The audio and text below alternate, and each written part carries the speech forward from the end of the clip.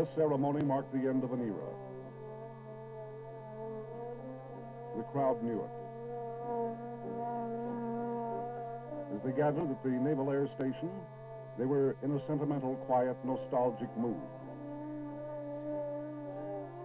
The guest of honor was retiring from naval aviation today. After more than 20 years of distinguished service, the old warrior of countless skies was being given a final tribute and a last farewell. But the honored guest today was not a fighting man of the United States Navy. It was an airplane, not an ordinary plane, but a magnificent aircraft that had served our nation in peace and war for a record-breaking 2 decades. The officers and men gathered here are saying goodbye to an old friend, the last Skyraider in Navy service.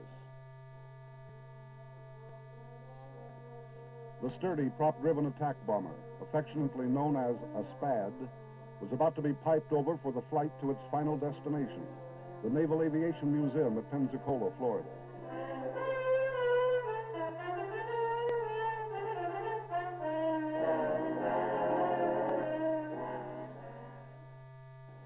The story of the Skyraider began in our nation's capital in 1944. The Second Great War was coming to an end, closing the book on the most extensive campaign of all time by carrier-borne aircraft. Up to that time, the Douglas Dauntless, designated the SBD, had been and in fact still was the Navy's foremost attack aircraft. But the war in the Pacific had changed so much that the need for a new attack bomber was becoming evident. 3 top Douglas engineers attended a meeting in Washington where they learned 2 things.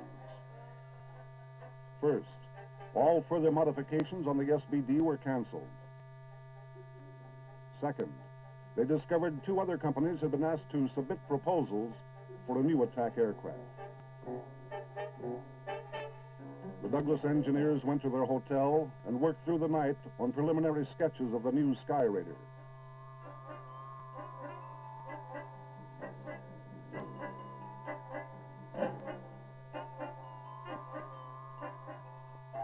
The following morning was the deadline for any consideration. The sketches intrigued the Navy enough that Douglas was allowed to enter the competition and eventually was awarded the contract. In 9 short months, the Skyraider evolved from lines on a blueprint to a plane.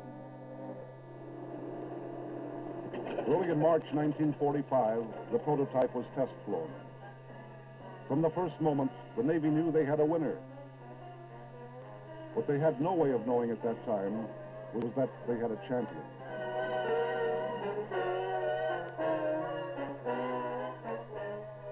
The Navy had been searching for a new dive bomber, attack aircraft, to meet the changing tactical and operational requirements.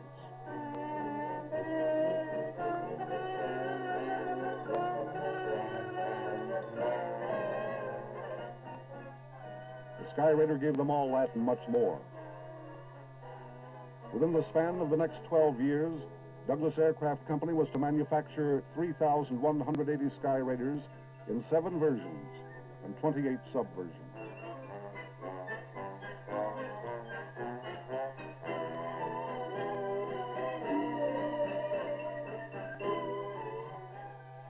January 1948, the USS Coral Sea embarked on her maiden voyage.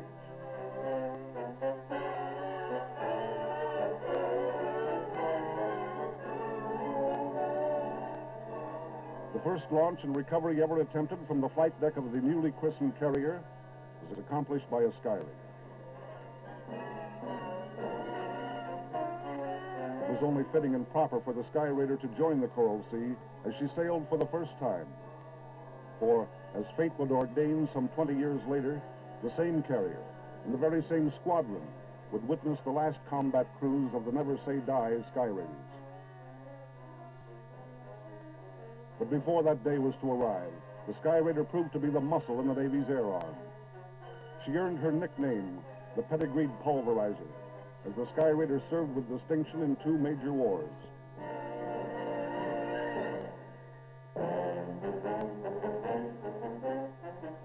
striking with deadly payloads from the carrier USS Valley Forge, Skyraiders blasted targets in Korea on July 3rd, 1950, just 3 days after the start of the United Nations action.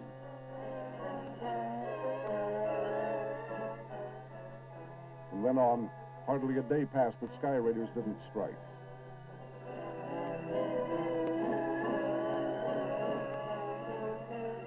Since the Korean War, Skyraider squadrons on board America's 15 attack carriers have been on the line ready to perform in every Cold War situation where naval power has been brought to bear. Lebanon, Suez, Matsu, Quemoy, the Dominican Republic, Cuba, and Vietnam. During this period, the old Skyraider managed to stay on the varsity, while 5 different types of jet attack aircraft have made the team, been benched, and eventually have had their numbers retired from the carrier aircraft inventory. The Skyraider's longevity on the first team of strike aircraft is tacit acknowledgement of her outstanding performance over the years.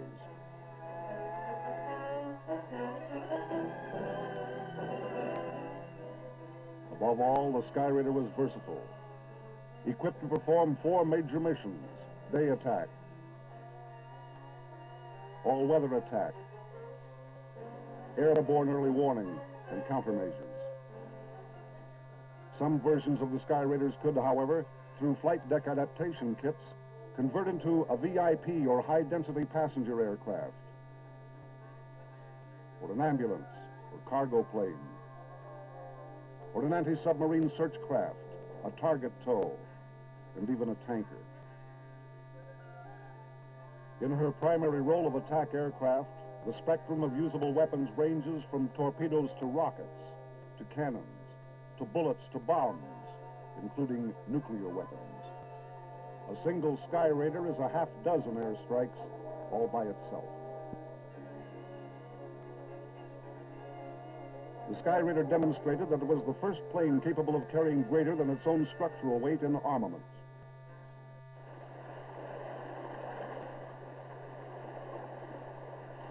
After more than 20 years, the huge old bird saw its last combat action in Vietnam. There came that inevitable moment when it was the last battle and the last war for the Skyraider. And when that final battle was over, the proud old Navy fighting bird folded her wings and called it a day.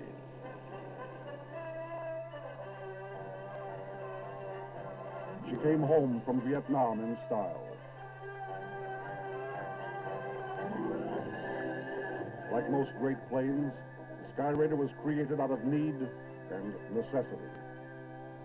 But even her most ardent supporters in the 40s never dreamed the SPAD would be around to celebrate her 20th operational birthday.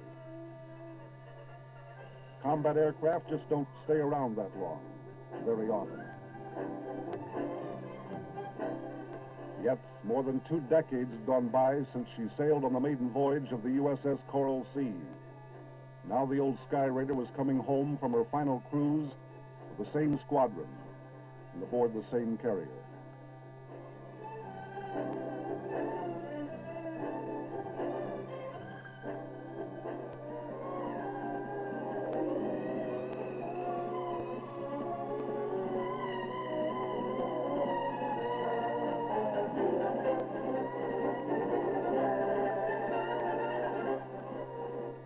Now that final moment was at hand. Bureau number 35300 taxied past the side boys. The crowd stood at attention. And the last Navy Skyraider was formally piped over.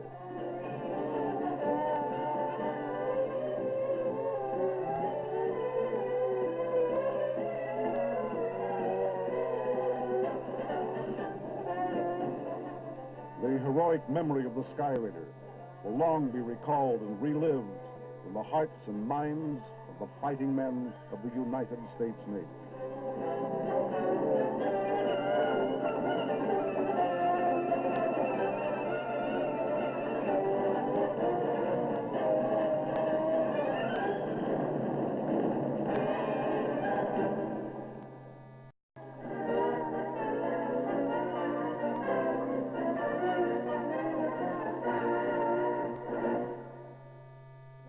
This ceremony marked the end of an era. The crowd knew it. In Navy service. The sturdy, prop-driven attack bomber, affectionately known as a SPAD, was about to be piped over for the flight to its final destination, the Naval Aviation Museum at Pensacola, Florida. Not an ordinary plane, but a magnificent aircraft that had served our nation in peace and war for a record-breaking 2 decades. The officers and men gathered here are saying goodbye to an old friend, the last Skyraider. As they gathered at the Naval Air Station, they were in a sentimental, quiet, nostalgic mood. The guest of honor was retiring from naval aviation today. After more than 20 years of distinguished service, the old warrior of countless skies was being given a final tribute and a last farewell. But the honored guest today was not a fighting man of the United States Navy. It was an airplane